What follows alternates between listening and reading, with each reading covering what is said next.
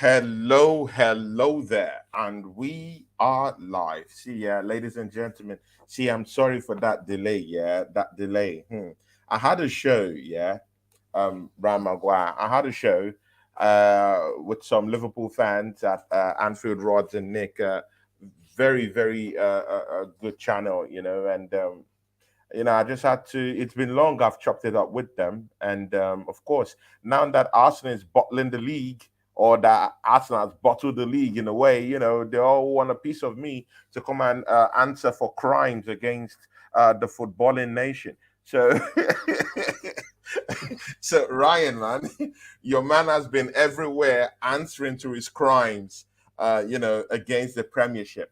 So, and I have to show my face down there, so it doesn't look as if, I can't take a punch, So, Ryan, I'm here. I'm here. How are you doing, bro? I knew there'd be a delay because you'd be on another show asking just one more question. Just one more. Just one more thing. Like every single week, Ryan, we're gonna do a quick show, quick 1 hour show. An hour and Quick 40 one minutes out. later. An hour and 40 minutes later. Just one more thing. Oh, but what about this? And yeah, I just knew that's exactly why. Look at AFC, big up. See, if you've not subscribed to Look at AFC, you're sitting on a long thing. You have to go there and subscribe to this guy.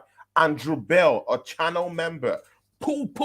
Big ups to you. It's a true journey. He's a Newcastle fan, but he loves this channel. He's a friend, also backstage too. Big ups to you, Andy Bell. How's the baby doing, Andy Bell? MUFC Global, big ups to you, man.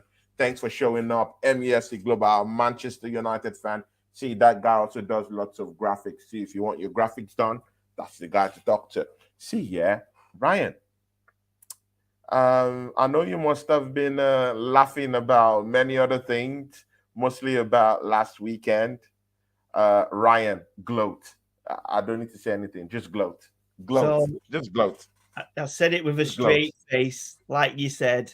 You was amazed that I said it with a straight face because I knew that we could beat them, and I wasn't, like I said, I wasn't 100% that we was gonna, but I knew that if we turned up on our day, we had a very good chance of beating them, and that was all I was saying. And yeah, I said it with a straight face, and boom, look what happened. Do you know what I mean? So, but yeah, it's good that tell you what, it's good that Andrew Bell's here commenting. If he's free, I won't mind him jumping on. Just to get his take on the game.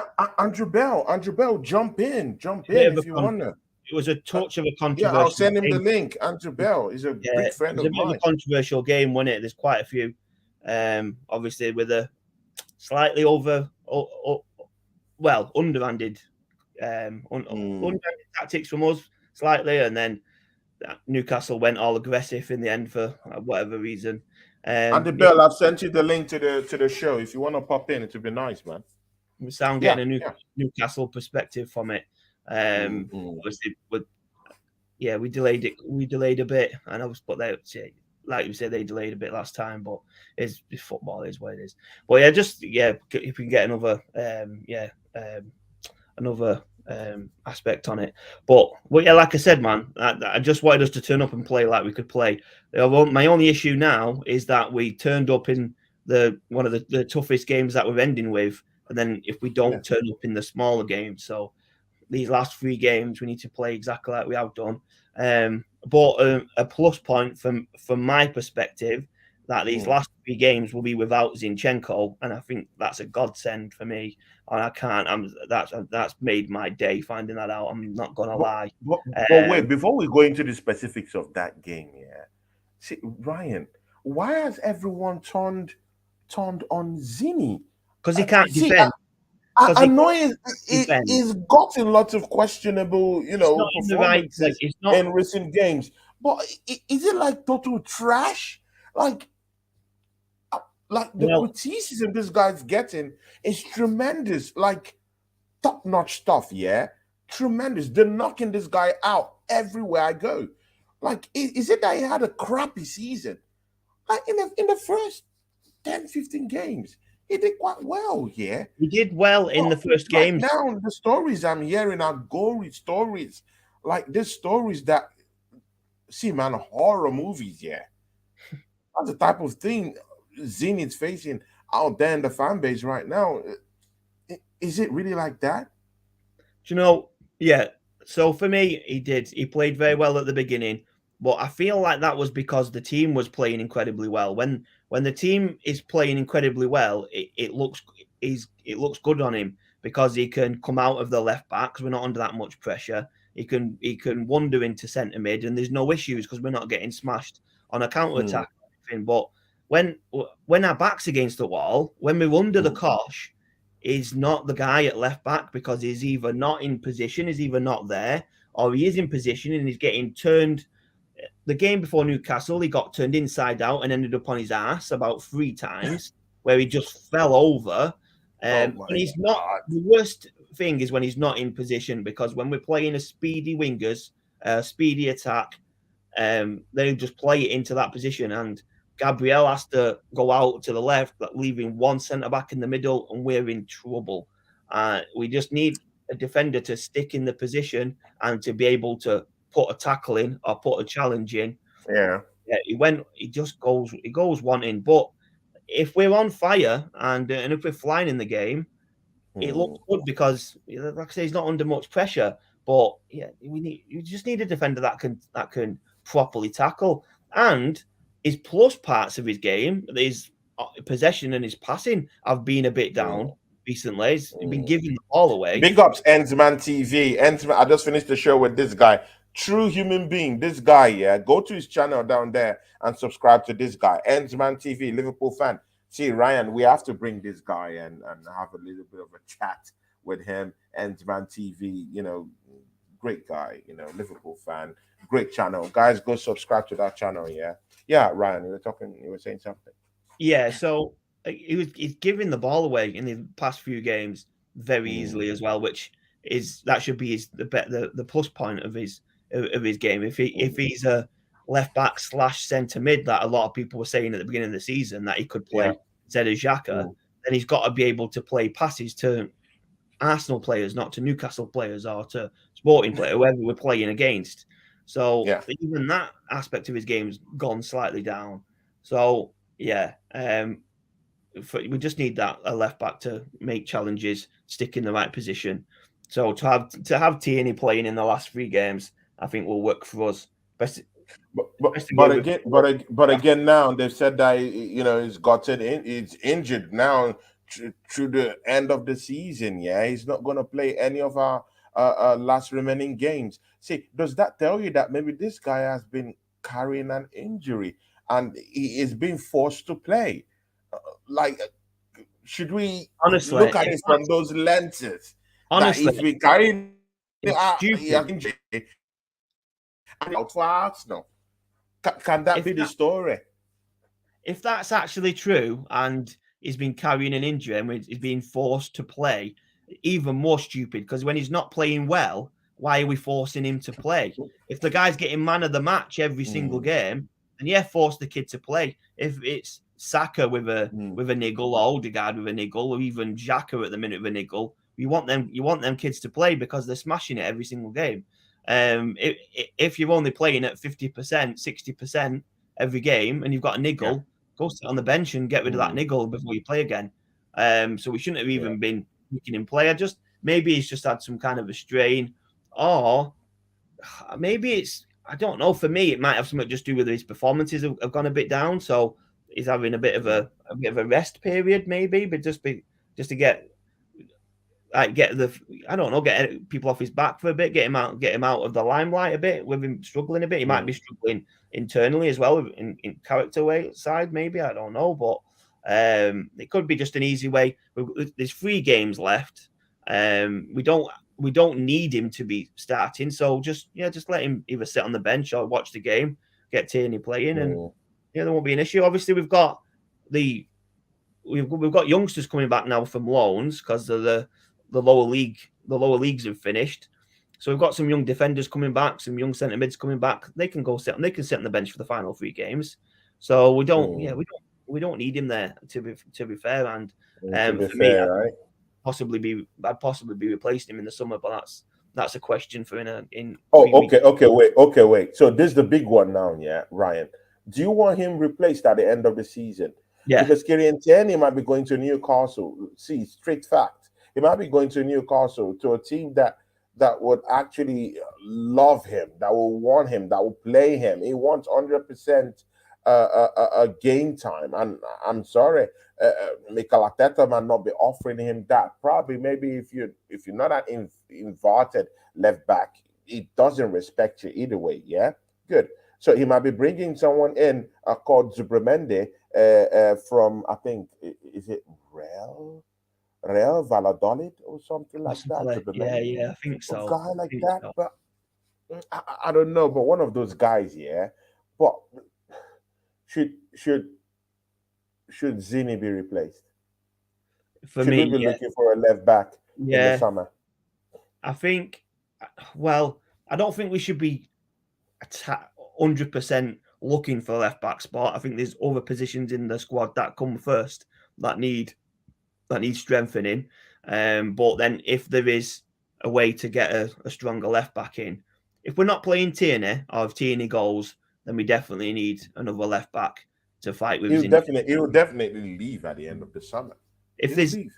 if there's a way around convincing Tierney to stay and sit on the bench, or well, for me, I'd be starting. But it's a difference. We know what Arteta wants. He wants him on the bench. So if we can find a way of convincing him to sit on the bench, that's a great end to the story. But if he wants to go out and get the first team, gets the first team somewhere else, I can't blame him for that. No issue with that. He's not leaving us while he plays every single game for a rival. He wants it's his career, so he wants to go out and play week in, week out. So if he leaves for that, it's fair enough. But then we definitely need a replacement for Tierney then. But I'd be replacing Zinchenko, getting someone else he can fight for. But maybe not sell him on, but just get another strong left back in so they can both challenge that left back position. See, Ryan, man, I was shell shocked. Yeah, mostly, you know what? Yeah, I don't like it when someone tells me, Tony, I told you so, because that's what you're going to say to me. I'll accept it from you because we're friends. But man, you told me so, man. You told me so. You told me that we're gonna beat up these guys at St. James Park. I don't know if I was doing if I was a bit negative about it, but I just really felt that Arsenal didn't have the resources to go into St. James Park and get a result. I was so shocked when I saw us 1-0 up in St. James Park. Well, the main question before the game. Help me come out from this trauma, brother. The main question before the game was if Gabriel was starting, wasn't it? That was the big if. That was the problem of winning the game. If we didn't have Gabriel, what would we do? And we were lucky enough that he's strong enough that he was able to play. There's someone who could be playing through an injury, by the way, Gabriel. We need him to keep playing. For all the stick I gave him at the beginning of the season, he's told me so. Yeah, you gave him stick. He's told me so. After Saliba's injury, he's properly stepped up, and he's a great defender. So we needed. That was the issue. I think if the team sheet was announced and he wasn't starting, wasn't on the bench, we could have maybe. And then even 2 minutes into the game, there was a worry. They hit the post after 1 minute. They flew out of the blocks. But then we had a good start as well, but they had a better start, so it made it look like our start was a bit slow, which I said don't start slow. But we didn't really start slow. It was just because Newcastle just ridiculously flew out.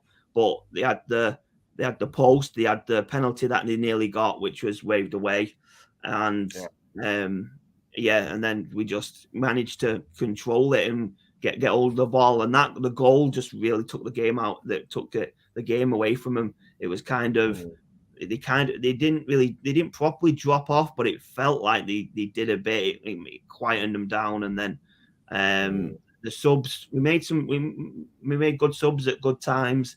I don't like taking Trossard off though.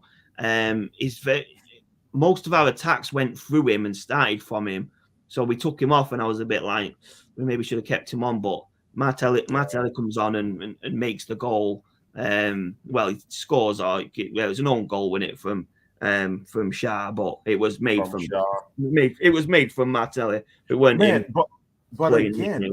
a very experienced a centre back like Fabian Shaw, at the end of that horrible mistake, this guy has been one of the most perfect centre backs throughout this season. And mind you, this guy has formed a partnership that has kept Newcastle, with just 27 goals conceded this season before meeting Arsenal. See, Ryan, that's a very, very big credential to show any manager you're going to play for.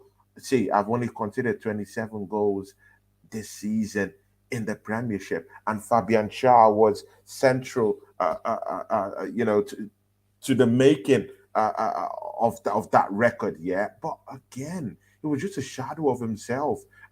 Playing against Martinelli, he couldn't cope with the whole, razzmatazz and with Odegaard running the show in the middle of the park, and Martinelli. That cross was an easy. It was kind of like an easy one to just kick out, but I don't know what happened to that guy.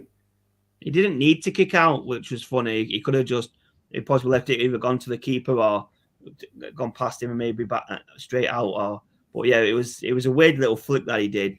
But for me, it was 3 minutes after smashing Jesus in the face with his elbow. So it was great. If you want to know what karma is, look at that, and you know what I mean. So exactly, it's a great little karma moment, which I enjoyed because he completely got away with that. No one's even mentioned it. The FA haven't looked into it. You can smash people in the face with your elbow nowadays in football, apparently. Apparently, and nothing happens. Joe Linton, it was like a lion, like a roe beast, in that game, hitting anyone that, that he felt like to just have a nick at them, have a go at them. If he doesn't like your face, he just hits you. The next thing when you see Arsenal players rolling on the floor, tumbling, giving them a taste of their own medicine when they came to the Emirates to play us in the reverse fixture earlier in the season. Arsenal above all is on the channel.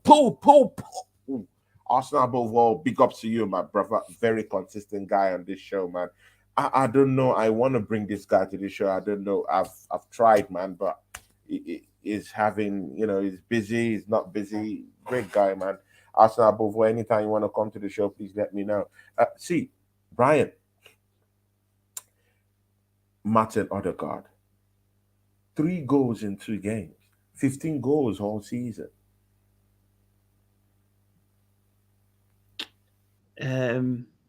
It's a strange one to say it about a midfielder playing for Arsenal in recent times, anyway. But to say he might be in the conversation for the best midfielder in the world at the minute, and wearing an Arsenal top is ridiculous. But it sounds mad to say that from an Arsenal player at the minute. What we've gone through previous years. But if you have a genuine general conversation with someone, no screens, just face to face, and you bring up Odegaard, they just go, wow, what a player! He could be one of the best midfielders in the world at the minute, or they say he's playing like the best midfielder in the world at the minute, And that's what they'll say. If it's genuine and it's to your face and there's no cameras involved, they're definitely saying that. And then, well, obviously get a camera on it, get it in front of whoever's watching or whatever. They might have a different opinion, but yeah, when it's genuine and that's said, and I've been people say that about, like I said, like 4 years ago, Xhaka was the main midfielder. Who's saying he's the best in the world? Not a chance. Do you know what I mean? And then and then we sign him from Real Madrid, and he comes in, and he's an apparent Real Madrid reject. Is a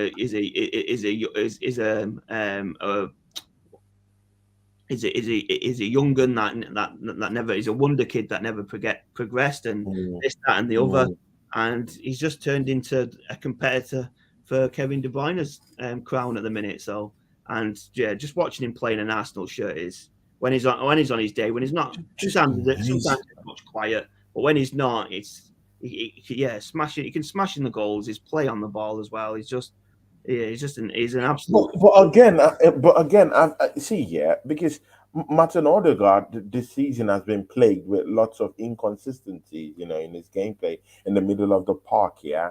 But you just know that when he gets into the groove, yeah, he just gets in. Like there's just that thing when he's in a game, he's in a game, he's up for that game, and he'll generally destroy anyone and leave all these players, all around scrambling on the floor, at his wake. But why can't he be consistent? I feel this season, yeah, his problem is just that consistency. As a player in that mode, must you pick and choose the kind of games you want to come in and have fun? Can't you just can't he get to a level like I want to have fun every day on the pitch? I want to have fun every game because this guy has shown that yeah, I can have fun anytime I like. He keeps on showing us that. And he's banking in the goals and he's putting up the performances to show Arsenal fans that, yeah, I got this. I can control midfields, even bigger and much better midfields like the one Newcastle came up with. Of course, that midfield is a big midfield. For you to be running the show in that midfield, it's something huge. Ryan, what do you think is really the problem? Is it that Granit Xhaka is not just okay for him, or do you think he needs more power? More power in that midfield to help him, or he needs better runners, or he needs more help in the middle of the park? Why do you think this guy is not consistent enough? Because if he's consistent, you can see the kind of damage it could cause. You know what? I think it's pretty much most of the options. I think it's most everything you said there. To be honest, he is. He's not. Well, I won't say he's let down by his midfield partners because they've all been. They've all been. Zaka's played very well this season. Party's played very well. But like all three of them have their off days. No player's gonna be on the game every single game, so they're gonna have the slight. Going to have the slight downs, and obviously you've had Jesus with his with a prolonged injury, and then Jesus back up. Nketiah is not going to make the runs for Odegaard, and when he does make the runs, he's not scoring the goal, so Odegaard's not getting the assists. But yeah, I don't know. Well, I don't know. I think it's just one of them things that they're not going to be 100% every single game, and obviously when you're challenging for a league like that, you need to be there, or you need to be either 100 or 99, 97%. Otherwise you will drop the points. You will just them little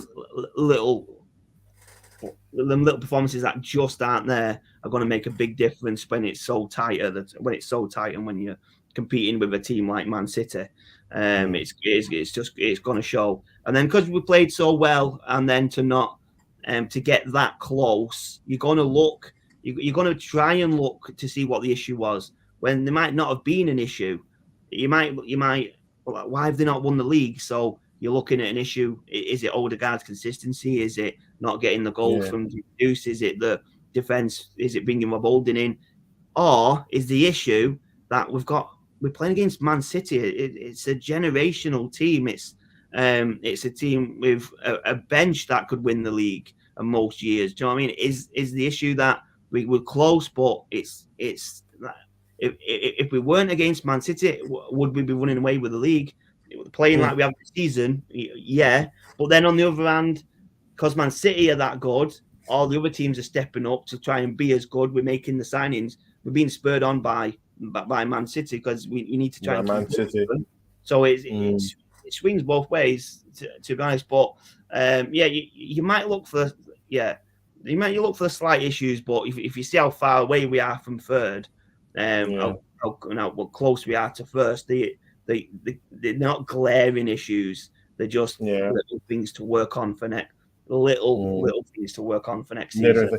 see, there's a question here from Arsenal above all that Ryan. I think we really need see because we really need to talk about this because we're also talking about midfield pairings, in it. So, but see what he says here. Arsenal above all, our big guy here. Yeah, I've always tried to get him here, but I'll look for the perfect time to just drag him out from his family and just bring him down here so he can have a bit of a chat with us. He says, "My guys, big up TC and Ryan, and evening to all in the charts." He also says here, would love to jump on a show with you and Ryan, but my three kids. Welcome to Ryan's world. Nightmare sleep. Feel you, feel you, Welcome to feel well, you. Hail King Ryan. You're welcome to his world. See, Arsenal above all say something here, Ryan. Yeah, and see, Ryan, I want you to get emotional when you say this, man. You're always a strong guy in the group. You know, I need to tap deep into your emotions, yeah, and bring out an answer for this question. Because see, Zaka, Granit Xhaka is this guy, yeah. He's a very divisive factor in that football club. He's that kind of guy that people love to hate, but yet he's always that guy that you definitely need to come up every single game to be able to show up that midfield. Because if he doesn't play, there's no party for Arsenal in a way. So, what do you think, guys? Do you think the Zaka rumor are true about living, or do you just think this is talk to destabilize the team in the run in? What do you think about this question? Answer above Arsenal above all, mostly about that question, and again, cut in deep into this Granit Xhaka phenomenon and just go into it. And I want to tap from your knowledge. What do you think? What is really the problem? Do you think we should replace this guy? Should we go into the market and get someone more better? Like, what do you think, Ryan? Because he's clearly a very divisive factor in this football club. I'd, the rumors for me strike me as really strange. They've come at a really strange time. It was linked away with the same move last summer, but we'd come back off a season and not good season. It was decent, but we missed out on Champions Arsenal League. forever. Big ups to you. Arsenal forever. A new is kind of like a new guy down here. Big ups to you, man. It says Tony and Ryan. Big ups. Big ups to you, Arsenal forever. Poo, poo, poo, poo. Gunshots for you, Arsenal forever. Welcome to the show, man. Me and Ryan were just talking about Granit Xhaka. Get your charts in about Granit Xhaka. Let us know what you guys think. Ryan, hit us up. Yeah, so they've come at a strange time because if we'd have had another quiet season like last year, there'd have been wholesale changes, and I think Xhaka would have been one of the first ones on the list, just because of his past and the history and all that. But after a season where he's been incredible, he's been miles better than he's been in any season for Arsenal. He's just played incredible. He's played like he absolutely loves the club, and to then for now to be leaving, yeah, I think it's really strange. I mean, if we signed two centre mids in the summer that was in his position, then maybe he'd look to leave then for first. He might look to leave for first team, for first to play for someone's first team, but 3 games before the end of the season, fighting for first, being loved by the fan base that hated him, to That love hated him, yeah. his own song is incredible. And I really, the rumours don't stand up for me. But if you look at Xhaka on the whole as a player, as a person, and as a mindset, honestly, I think we could all strive to take something away from what Xhaka's done to be playing it right. So let's get it straight. The fans turned on him when he was named captain.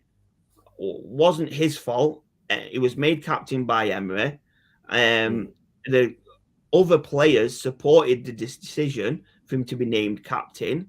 and the fans jumped on it, and we hated it. I mean, it was a strange decision for me, out from the outside looking in. But then again, so was Odegaard, and that's worked out fine. But I've not been in the stands shouting to take the band away from Odegaard like the fans did. Some of the fans did. A section of the fans did against Xhaka. But then we had that, and then the performances went really downhill, and he was the figure of hate. He had a couple of sending offs. When you look back, or when people talk, a handful, couple is like neutralizing it. It had a handful of red he cards. didn't. This is what I'm saying. This Germany. is my point. This is my point. He didn't have that many sendings off. Honestly, it's when you think of what the media said and the rivals and the pundits, you think he's sent off about 15 times, when in reality it's closer to 3 or 4 times in his career, and that's nowhere near Vieira's standard. Do you know what I mean? And Vieira's okay. Ryan, it's cool. It's not as many as what you think. It's just for me. For me, he was sent off at times. He's sent off at the worst times. That was the issue. Like losing against losing against Man City, then losing your head and getting sent off. That was the issue. But is that just how much he wanted to win? But again, can we do better? Can we do better than Granit Xhaka? Yeah. Well, this Look is at Arsenal forever. Look at what it says here. Granit Xhaka had a very good season. But let's not forget the other 6 seasons telling the fans to fuck off, etc. Right. See, Tony, I have to agree. Tony, let me get there. I'm getting there. Right, I'm getting there. So he didn't have as many sendings off. Like I was saying. He didn't have as many sendings off. I was saying he got sent off in the worst times. But like I said, he was given the captaincy by the manager, supported by the players, and then all of a sudden, but then the fans hated him for it. We were playing bad, and it was all aimed against him. I'm sure he was trying he never looked like he wasn't trying. It wasn't coming off when he weren't performing, but it was never. We gave Granit Xhaka a lot more stick than what the United fans have given Harry Maguire, and that's a fact. They don't jump on him as bad as what we did to Xhaka. So you know what? He got the captaincy stripped off him. We're booing him, and we're telling him to fuck off, right? So if I'm at work, someone tells me to fuck off, I'm telling them to fuck off as well. And it might be football. We know we all love it, and it's more than a game, and it's more than work.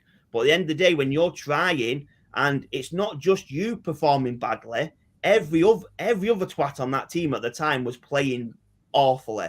But it was horribly. We also have to talk about that too. It's true. Yeah, the team was in shambles at the time. So, and then he went through that. He went through telling the fans to F off, to taking his shirt off, throwing it down. But to then come back from that, to then be playing his best ever football, to be chanted by the fans pretty much all the game, to being loved by him, to be one of the best players this season. Exactly, this season. The character that guy's got to bounce back from that, from definitely wanting to leave Arsenal. He definitely wanted out. We swapped manager. But again, what would be his legacy at Arsenal? Would it be this last season, or will it be? It was that guy that told the fans "fuck off." Sorry for the F word. That's literally what he said to the fans at the time. Removed the shirt and threw the armband. Is he that guy that Arsenal fans will remember him for, or will it be this? Will it be this guy, this rejuvenated guy, this season who has scored lots of goals for Arsenal Football Club? And we're starting to see a more softer Granit Xhaka, although in recent games, that character has reared its head, its ugly head again. You can remember at Liverpool. Just I don't know, Ryan, man. So, but what would it be remembered for?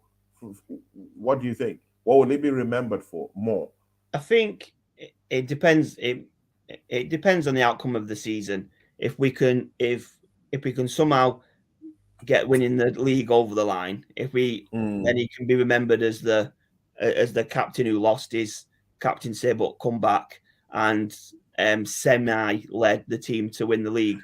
But if we don't win it, then he's probably going to be remembered as a good player who Arsenal's career looked dead and then came back to being a good player.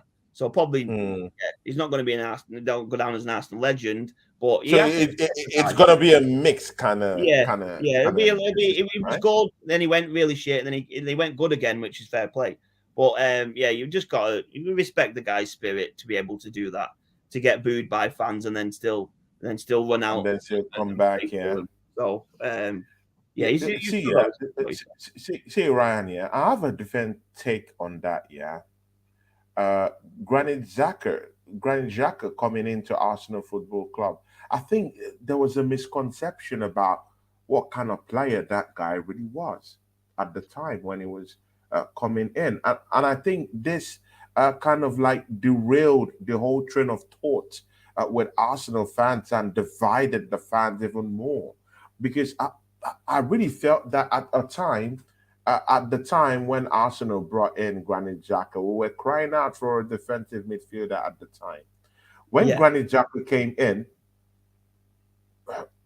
somehow he just went into that, that CDM slot. And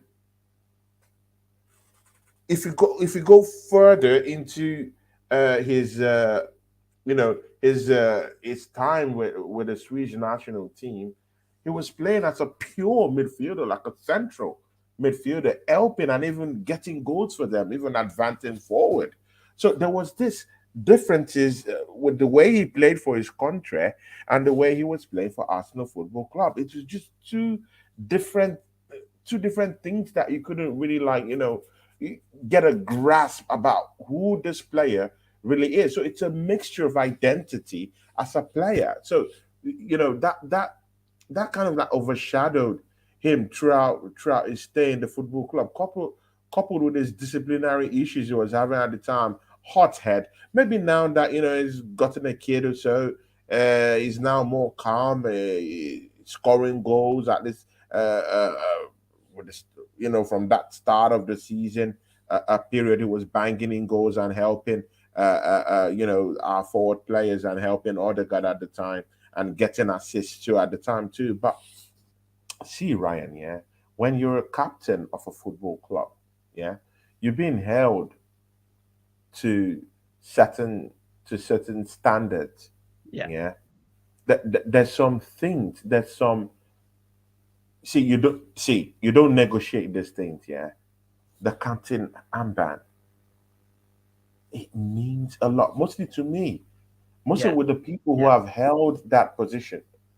Dennis Bergkamp, all these guys, Thierry Henry, all these guys who have held that position, and held it to a certain standard, and to just see it being thrown away on the field with his shirt ripped off from his body, and telling the fans, flipping the fan. I've never seen any player do that. Me personally, I've not seen any player do that in the Premiership. Please, if there's anyone please let me know. I've not seen anyone. I've seen meltdowns, but We've seen storm offs. We've heard of meltdowns like after the game. Storm off the pitch or things like. But I've never seen a player flip. It's one of the strongest. Definitely. So it's one of the biggest I've seen. And when you're a captain of a football club, you're held to certain standards, and you should imbibe in you certain responsibilities. And I thought he failed at the time. Did he redeem himself? Yeah, at the start of the season, he redeemed himself. He became a new player, totally fresh, totally new. Me and you, we both eroded this, this new lease of life that he had, But if you want to sum everything up around Maguire, should we be looking for more better players to come in there and have a shout and look at Martin Odegaard? I just believe it's screaming and yearning for help in the middle of the park, but we're not listening to him. We need mobile players in and about that midfield. How about Declan Rice? How about Caicedo? Okay, how about McAllister? He's having a free run to Liverpool. Why can't we get these guys who can, I'm not saying get Granit Xhaka off the team totally, because we still need leaders, yeah? Either way, yeah? It can be on the bench, bit part player, come, help the team. If he doesn't want that, off he goes to Bayer Leverkusen. What do you think, Ryan? Yeah, no, I agree. For all the character and for how good he's been this season, I think like next year, obviously we've got Champions League football again. Hopefully we're competing for the league again. So the players now, we just need to take that next step. So we might have good players, or we might have Europa League level players, and we just need to now just push just to improve now. Like, and I agree totally. So for me, for how good Jack has been, he's not the player that's going to win you the Champions League, which we need to start looking at. We need to start being competitive in the Champions League now. So, are we talking about that now? Champions League. We're not competitive in the winning the Champions League. We need to be competitive in the Champions League. Just competitive. I just want to be competitive. So we need players that can be. That'll be. That was a joke. You need not to be too serious. That was a joke. I can't help it, man. I can't help it. You know it. I can't help it. So yeah, we need them players just to add that. Just be a bit better. Be better, not a bit better. We need to be better. So yeah, you'd be looking at the Xhaka position for however good he's been this year is not good enough to take us to the next level. So yeah, we do need to look at improving the positions where we're just not quite strong enough. Ryan, I don't want you to be on the fence on this one. I'm trying to bring out your legs and put you up for the roast. See, Ryan, do you want Granit Xhaka in this football club right now? Or do you want us to go bring a Declan Rice and a Caicedo and bring them to the team while we ship Granit Xhaka out to Bayer Leverkusen? Where do you stand? Make or mark? Hit us with it.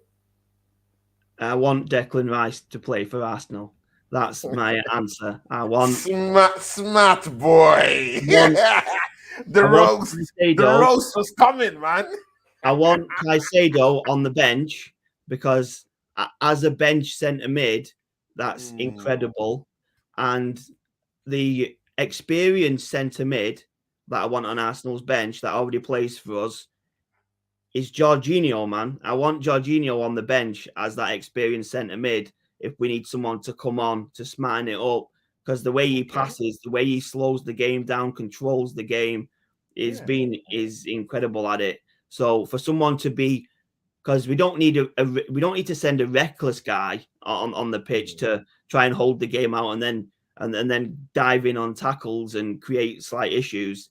For the experienced level-headed, you're looking at Jorginho 100%. So for me, yeah, get Rice starting. If we could have Caicedo and Jorginho on the bench, that centre mid, and then obviously don't forget Partey in there as well. That centre mid position's absolutely bolstered. So yeah, that would be my dream outcome for the centre mid position. See, Ryan, let's get into the main creme de la creme, yeah, the Brighton game. See, Ryan, Arsenal will be facing Brighton, man. We're at home, yeah. Can we get this win? Mind you, I'm not saying that there's any caveat, yeah, but this guy's lost humiliatingly, yeah, to Everton. Of course, there's no shame in that, yeah, because Everton is in a relegation scrap. So of course, if you're in a relegation scrap, you can get it. Any team, you can get it when you're legitimate in a relegation scrap. But to lose 5-1 to Everton, that's a big one, yeah. And De Zerbi said, you know what, yeah, we are going to bounce back. In fact, we're looking for a bounce back against Arsenal. Ryan, when it comes to Arsenal, these guys, yeah, they all get superpowers and drink a couple of Mirakuru and turn into Batman and try to, come around and and try to bamboozle Arsenal. They can't do it against Everton. They want to come do it against us. He wants to bounce back against Arsenal. What do you think? Honestly, who do these people think they are? Like, who do they think that? Who do they think we are? We're second in the league. We're challenging for the league, top of the league. They think they can bounce back from a defeat against Everton to then beat us is incredible. But insane. Before the Everton loss, I'm looking at Man City's remaining fixtures. I'm picking out the Brighton game. That's the game that they could possibly drop points because they're away to Brighton. City going away to Brighton. I think maybe they could drop points there. But then Everton just absolutely steamrolling them. It puts me really negative to the fact that City's probably going to steamroll them too. But and then they think they're going to bounce back and beat us after us smashing Newcastle 2-0. So yeah, it's a strange one for them to think that they could do. If they can play, mind you, Deji Sports came to the show and he said that we beat Newcastle by luck, and I was like, hey, honestly, man, I don't care. I don't care less. What kind of bush did you smoke, my brother? The guy thought Tottenham was winning the Champions League, and we know how that's turned out. Tottenham are going to finish about 8th. Brighton are going to finish above Tottenham because they've got about 2 games in hand on them. It needs to wear an Arsenal shirt for you. There was a bet you guys did, yeah. Deji thought that Arsenal shirt, yeah. Deji thought to get you on that final show here. He thought Tottenham was finishing above Liverpool. They can't finish above Liverpool. You can't finish. They're not going to finish above Newcastle. They're not going to finish above Brighton. And he's going to tell us how Arsenal play. Yeah, great one. Yeah, great joke. Honestly, you might do stand up. Go do stand up, brother. You might as well. It sounds like he's got a great shot at that. He said we beat them by luck, and I was like, hey man, there's no luck in that, yeah. Oh, we went into St. James Park where they've actually mauled teams and main teams this season, yeah. It's a grilling center, grilling institute, if you want to call it in that way, this season, and we go down there, get a result out of that place, come out of there unscathed. Brother, what are you saying? Look, you see what it is with people like Deja. They believe what they believe is that when you beat someone, if that team doesn't have a single shot on goal or doesn't touch the ball in the whole game, then you've won it properly. But if you play a team and they have one shot on goal, or they have a close chance, or they have the ball for more than 5 minutes, it's gone down to luck. Like, he doesn't think you're gonna have passages of play. He doesn't believe that you're gonna swat that they're gonna have an attack and you're gonna have an attack. He doesn't believe it's gonna be competitive. So he thinks every win that we get is lucky, just because you have a chance. Like, honestly, it's clutching at straws. He's had an awful season. Instead of going and crying about it, he's trying to clutch at straws to be negative against Arsenal, and that is Ryan is pulling punches down here, man. I like this. See, man, I like the Ryan that goes to the dark side. Yeah, you don't want to get to the dark side with Ryan McGuire. Trust me. You just want to be a friend. I was just going to say actually to Arsenal forever that the Xhaka's red cards, the 11 was in his career, not at Arsenal, but then he said that himself anyway, so there was no need for me to highlight the fact that I was right before. I'm not going to highlight it. Yeah. Arsenal forever says apologies. Xhaka got 11 red cards in his career. Yeah. But it's either 4 or 5 at Arsenal, I think. 4 or 5, I think. Arsenal are both all says. Did you said with Chest at the start of the season that Arsenal were finishing 8th? He was talking about his own dead club. Oh my God. Oh God. Someone get him some milk. Someone get Deji Sports some milk. Deji getting roasted here, bro. Cooking. It's cooking. Arsenal above all, you're cooking, bro. Cooking, man. He was talking about his own dead club. It's cooking from the charts, man. And he also says, exactly, Ryan, no team ever fully dominates a game in the Premier League. But teams will have their opportunities. Exactly. You just have to take your chance. And when that happens, when that happens in every game, you're lucky. Yeah, it's fine. Honestly, that's what it's like. Every game, honestly, sometimes one team can dominate a game, but in 9 games out of 10, the other team's going to have at least one attack on goal. And when they have that one attack on goal, whether it leads to a save or a miss or a hit the post or a miles wide, then all of a sudden, lucky ding ding bells ring in his head, and he claims the game to be lucky. Ryan, can we We, beat we know, Brighton? we Can know. we beat Brighton? Leave Deji Sport. God would handle Deji Sports, yeah. Next season, when they don't even appear in any European football, then he would know what he would know what he did to himself. But no problem, man. See, Ryan, Brighton Football Club.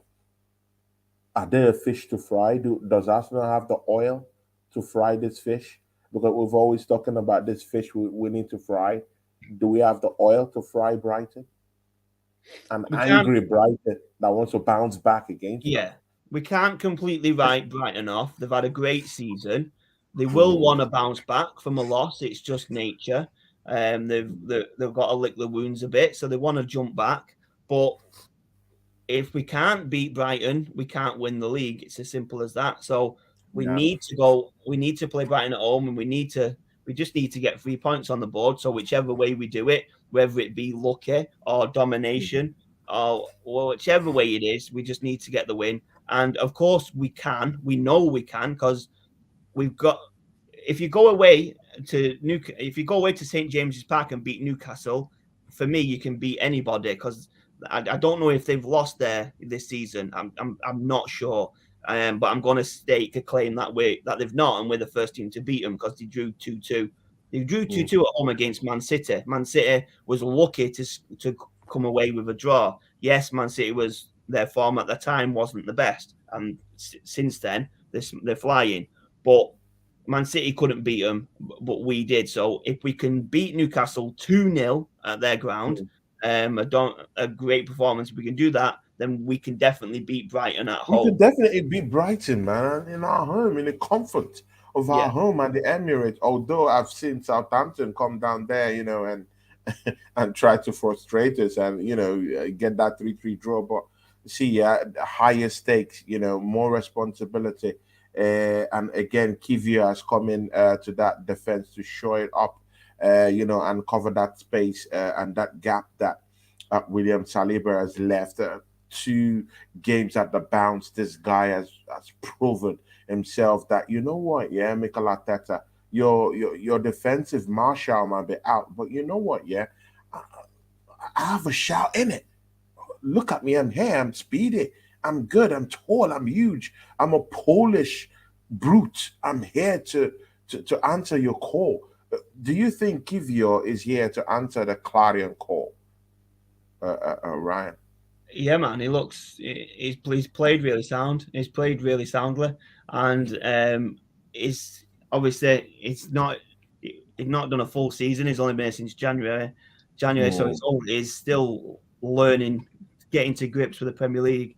But yeah, it's for the games where he's had to come in since the Saliba injury, and since we've dropped Holding, he's been really good. He's been really astute on the ball, and his defending's been really sound. He's not. He doesn't look worried. He doesn't look nervous. He looks confident. Yeah, it's been great. So no worries playing him against Brighton. And just another touch on Brighton, which is, it's just obviously we're playing them at the Emirates, so we're playing them Hmm. at home, which we've got the home advantage and that. But I was just so shocked at the result against Everton because they played United at home and beat them. They played Wolves before that and won, was it 6-0, something like that. And then to get whooped 5-1 against Everton at home is mainly why we love football, because any result can happen on any day. So they'll definitely want to bounce back, and we know that they can bounce back well.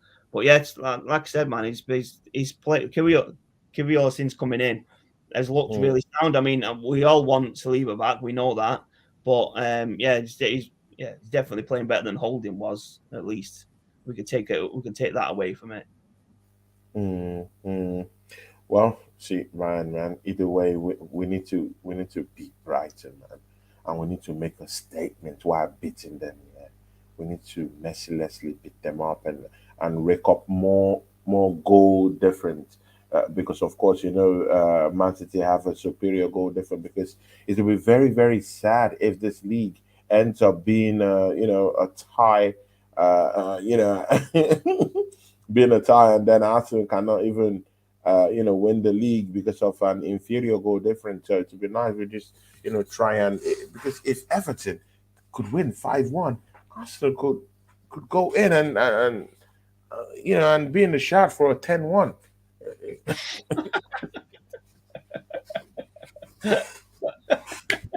You couldn't say that with a straight face, could you?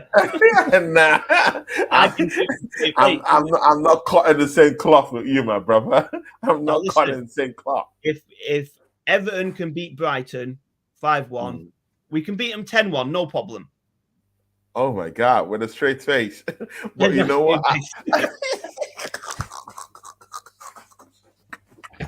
Ryan, you know what? Yeah, you've taught me a lesson. I will never go against you, brother. I went against you in that Newcastle one, and man, I regretted it, man, because that's one of the first times I've actually refuted your opinion, and I was left to roast and eat a humble pie.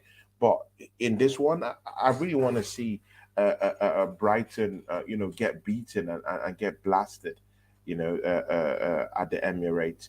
See, Ryan, Everton versus Man City. Do we have a way in? Can Everton do a job for us? Do they really need to stay in the Premier League? And by staying there, they need to beat Man City up on Sunday. Do you think Everton has the cojones to actually go into that matchup and tell them, you know what, Man City, we want to stay in the Premier League and we want to make that statement with you first? So if I was, it's a banana skin for Man City. It's a banana skin game for them massively because Everton 2 points clear from the drop. We've got Leicester below, obviously having an awful season, but only 2 points in it. So Leicester are going to be looking to try and win. Everton need to win pretty much every game just to obviously just to stay afloat. To stay them 2 points clear. So it's got in it. They've got to go to Goodison as well. If hopefully the crowd can get on them, the players can get up for it. It's football, man. Like I said, and any result can happen. We expect a Man City win, but they beat Leeds only 2-1, so they're not. They didn't look superb, and then they're coming back off a hard game against Madrid, a hard 1-1 against a hard fought game there. They're going to have to rest a few players. They have to rest a few players, man. Resting players, but you've got City's bench that could start in most of teams. To be fair, but the quality on the bench. They've got the quality on the bench, but when you're sitting on the bench every week, you're not as fresh. So that can definitely come into account with a game like that. So, I mean, for me, it's a tough one, right?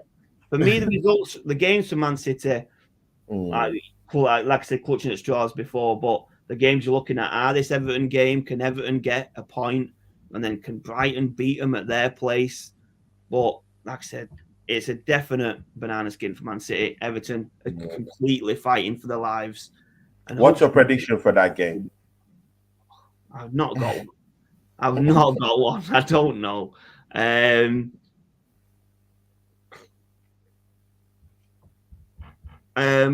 It's a hard one, yeah. It's a hard one, and a bitter pill to swallow if Everton can't do a job against Man City, man. Bitter pill to swallow.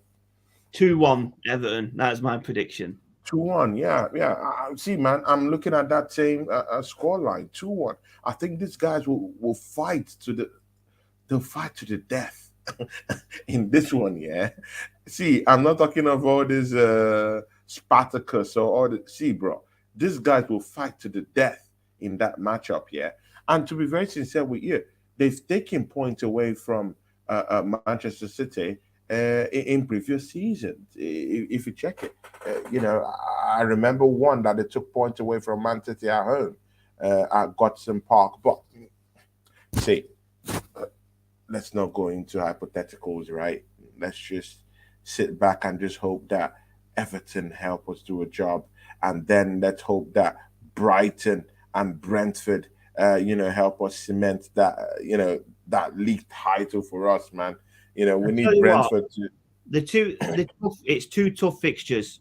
It's not two fixtures Yeah. against championship winning teams, but it's two tough fixtures away at Brighton and away at Brentford. They are not strolling the parks like we made it look.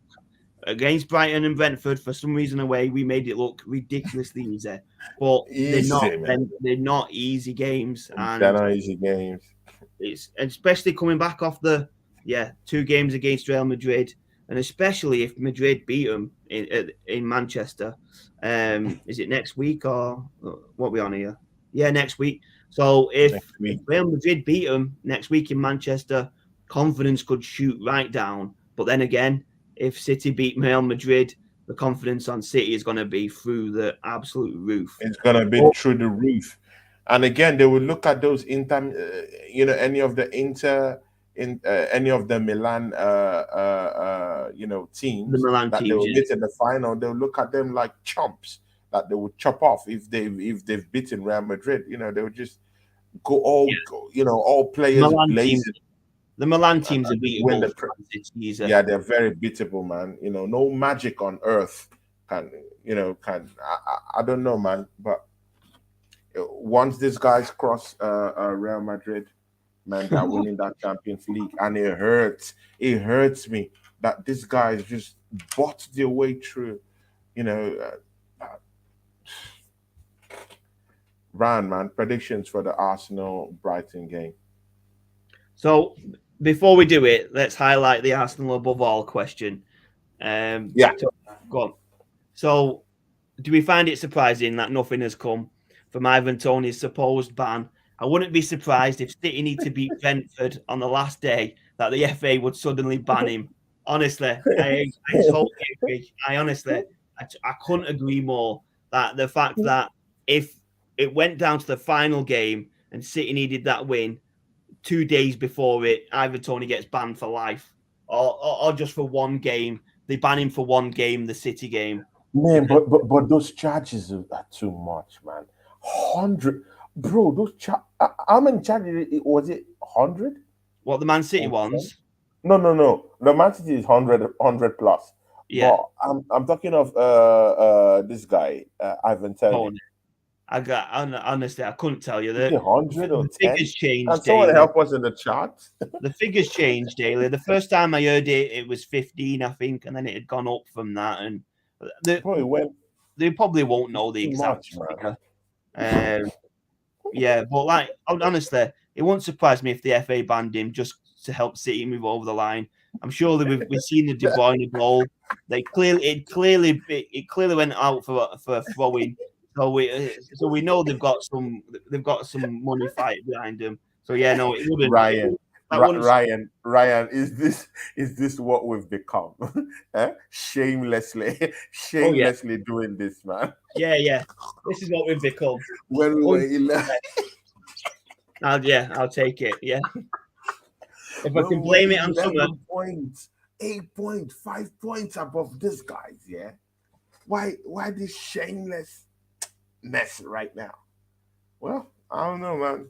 The way that league went away, just went away from our hands, man. It hurts. I still feel the bleed, man. I still feel it, man. But I'll just take it, man. I'll take it. So, what's your final prediction for that game against Brighton? 3-0. Okay. That's a visible one, yeah. Yeah. That's a visible one. Yeah, that's a visible one. 3-0. Tottenham Hotspurs will be going against Aston Villa. What do you think about that one? Well, Ryan, to be honest, I predicted Villa to win at Wolves, and then they just didn't turn up at all. Whether it was because it was away, I don't know. But Villa are fighting to have a very good end to the season. They could come sixth, maybe. It's close up there. I think they're 2 points behind Spurs. No game in hands. They played the same amount of games, but that game there is to determine which one finishes above the other. And if Villa can win it and Villa can finish above Spurs, it'd make the season even better. It's been a really good season. We've come really close. But then just to add into the mix, Villa finishing above Spurs. Brilliant stuff. Oh my God, man! That'll be the tonic. That'll be the tonic, and in the chip beer, yeah, to be the tonic in it. To just be so nice to see Aston Villa finish above Spurs, and for Spurs to come maybe like 8th or 9th in the league. Just to rub it on Deji Spurs, because he predicted that Arsenal will come 8th or 10th. The disrespect that, bro, man. I've never been with someone who's disrespected Arsenal than that guy. That guy has disrespected Arsenal so badly, man. Where's my friend? Ryan, Chelsea Football Club will be having a rumble in the jungle this time in London against Nottingham Forest.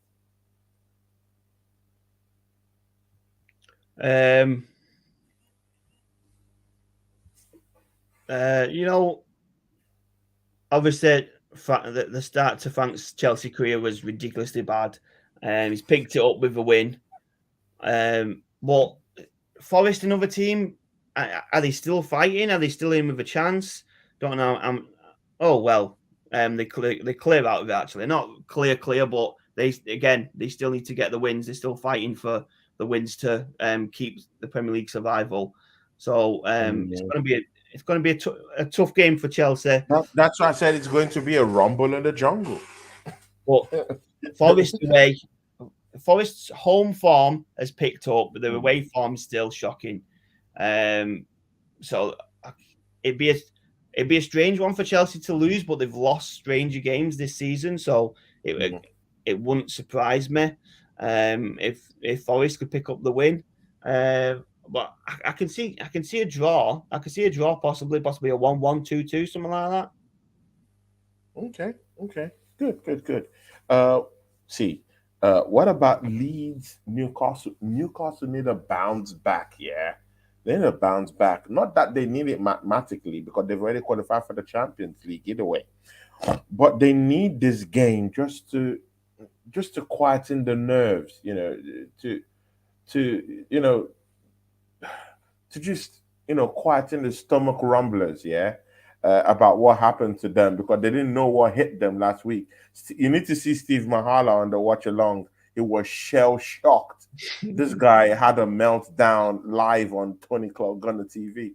Ryan, it was a brutal meltdown.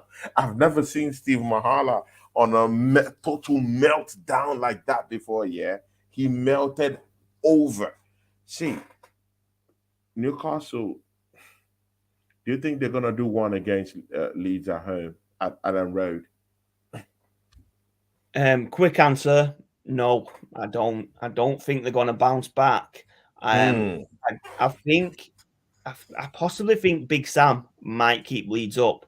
I think it might be the pot. I mean, I don't like the guy, but it is adapted for them kind of teams. His conferences that he's done since taking over are perfect conferences. A lot of people are talking about how he's putting himself up against these new managers. He's playing the game perfectly, Big Sam, and he knows how to do it.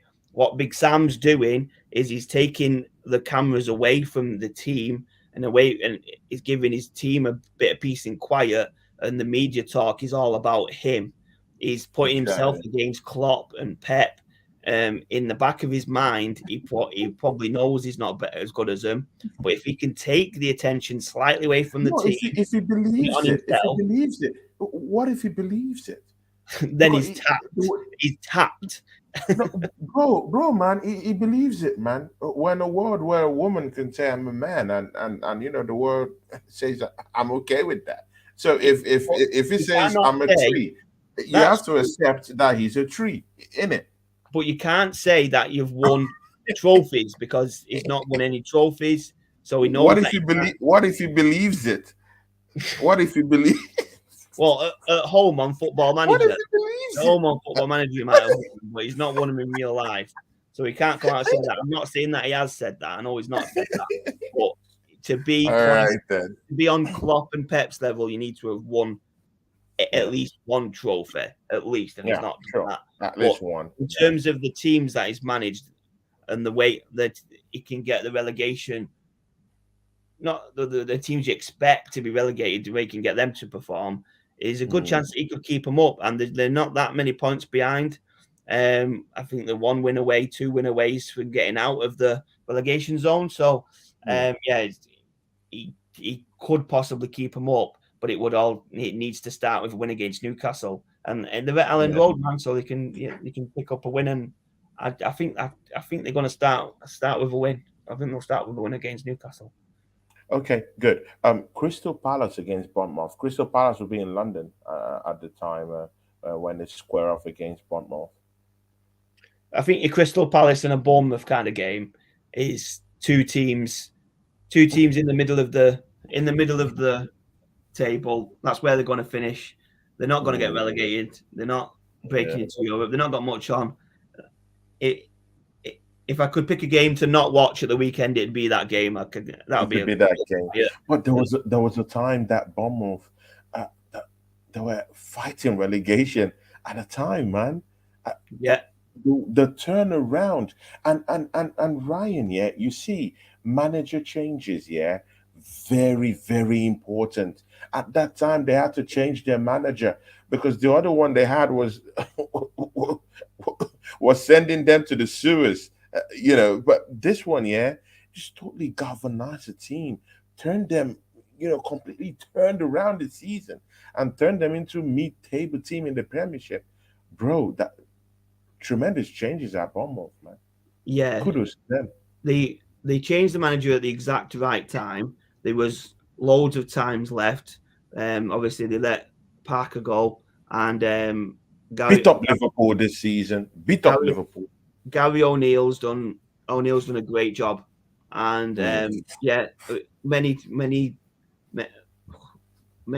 spectators, many pundits, many fans like favourite to go down was Bournemouth, and yeah, they've done really well, and they're clearly staying up, and hopefully they can get a bit of money in the summer and push on to cement the place in the Premier League next year. Good. Manchester United versus Wolves.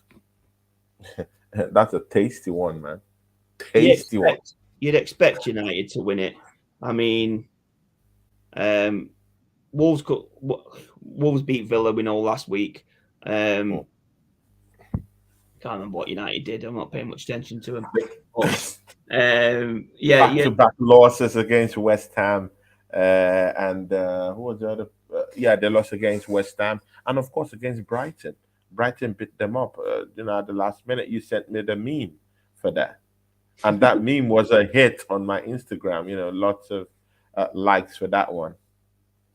Yeah, so United really need to cement the Champions League spot because Liverpool breathing down the necks heavy for that fourth place, and United just seem to be throwing it away.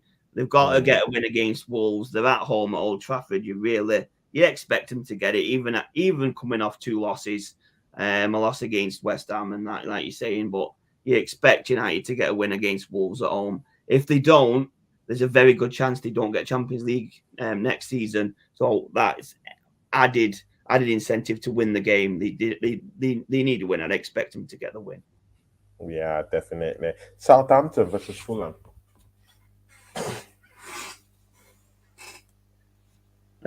So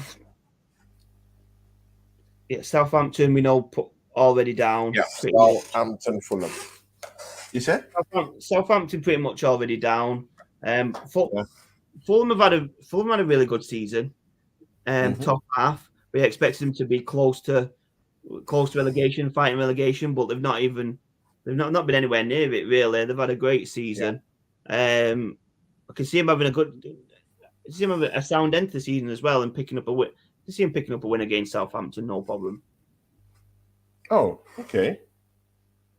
Mind you, Southampton is in a relegation scrap because I really do think that this relegation teams, will, are ready to scrap for for a chance to stay afloat in the Premiership. So they might be coming up with with a few surprises here and there, and come out swinging at the end of the day. Okay, but if you say that's what Southampton need to do, they need to fight, they need to scrap, they need to come up for it. But I just don't think they're going to. I think it's just for me, it's a foregone conclusion now that Southampton are going down, and it seems like the players have accepted that as well. And the fight, I think the fight's gone out for Southampton now, and I can see Fulham getting a win there. Yeah, because the only fight these guys have is to come to Arsenal or to when Arsenal come to St. Mary's and give Arsenal a proper challenge. But they can't fight for their life, for their livelihood, but they can fight against Arsenal. I just don't understand it, man. I just don't understand football. It's football. Oh, no, man. Brentford versus West Ham. Proper London derby. Yeah, definite London derby. Both teams will want to win there. I think both teams will fight for the win. West Ham need it to just edge further and further away from the relegation spots. They seem pretty clear now. There was a slight chance where they might have been getting dragged into it. They don't seem to be now, but they still just need to get as many points as they can to get away from that. But I can still see Brentford doing a job. Yeah. Brentford have been better than them all season, and I just expect them to be too good for them at the weekend. So I would predict a Brentford victory there. Everton, Man City. Like I said, I'm going to go an Everton victory, 2-1 to Everton. True Arsenal fan, man. True Arsenal fan. Lord help us. Lord help us. Arsenal Brighton, the final game on Sunday. And I think you predicted 3-0 for that one. Ryan, man, close the show for us, man. As we close it every single week. And we'll close it with the exclusive that Arsenal, above all, has just dropped. A massive bombshell there. New manager for Spurs next season, Big Sam Allardyce. He's definitely will slot in there with his delusions of grandeur, not winning any trophies at any point in his career. The great match for Spurs, because for some reason they don't seem to want a young, up-and-coming, great-looking manager in the Nagelsmann. Why would you want a perfect manager who could come in? He could offer you longevity. He looks like he knows how to do the fucking job. He would be a great manager for him. They're just gonna be in trouble, man. Why would you not want him? You don't want Nagelsmann for some reason because they're absolute tools. So yeah, bombshell. Sam Allardyce, the next Spurs manager. So we'll finish it on that bombshell, but we will also finish by thanking every single one of you that watch. Join in, like, and subscribe, and throw in your comments like we always do. Answer every single one, and we appreciate every single one of you. God bless for showing up. God bless, man. Have a standard Sam Allardyce day. Oh my God, I'm overjoyed by what's happening, man.